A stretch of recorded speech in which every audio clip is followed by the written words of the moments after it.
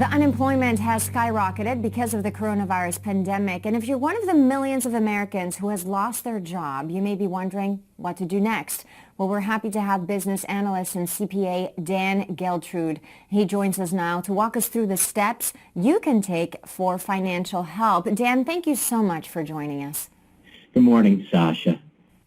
Good morning. So the number of people who have been laid off is truly unprecedented. What's the first thing someone should do if they lose their job? The numbers of unemployment right now are just staggering. So if you find yourself in that unfortunate situation, the first thing you're probably experiencing is some anxiety and there's uncertainty. So these days, although I'm a CPA, I'm spending a lot of time being a financial therapist. So I tell people, look, calm down. There are options here.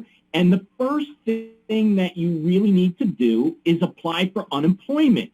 And there is a benefit here, not just on the state level, which was the norm before the pandemic started, but now the federal government is providing additional unemployment benefits of $600 a week.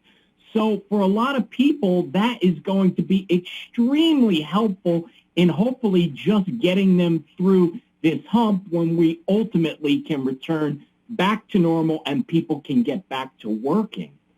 Absolutely. Certainly a big help that we're getting, and take us through some of the options people have to cut costs. I mean, you would think we're not spending a lot while we're staying at home. Well, the first thing that you want to do is, the cost of your home or your apartment rental. If you're in a situation where you've lost your job, the first thing that you should do if you have a mortgage is to reach out to your lender.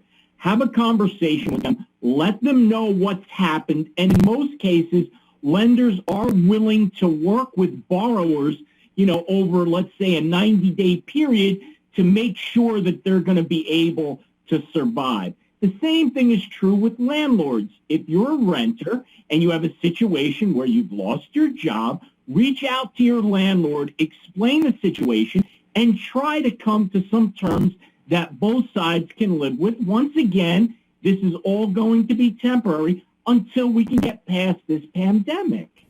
Definitely. We're all having to be a little bit flexible in these days that we're going through. Now, what about the emotional side of losing a job? That takes a toll as well.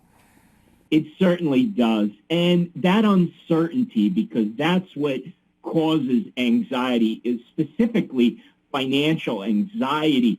You have to, as silly as it sounds, there is a way to feel better by just saying, I am certain about my uncertainty, because just that simple statement gives you a recognition that there is certainty.